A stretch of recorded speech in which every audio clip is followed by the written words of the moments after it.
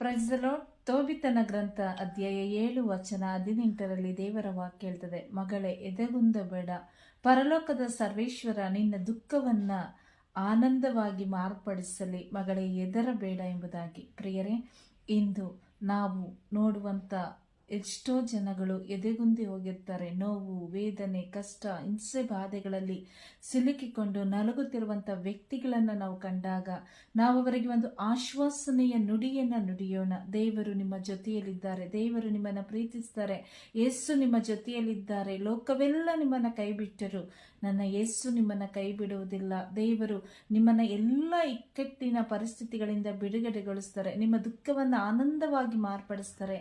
ಹೆದರಬೇಡಿ, ಎದೆಗುಂದಬೇಡಿ, ವಿಶ್ವಾಸವಿಟ್ಟು ನಂಬಿಕೆ ಇಟ್ಟು ಆ ದೇವರನ್ನು ಆಶ್ರಯಿಸಿಕೊಳ್ಳಿರಿ.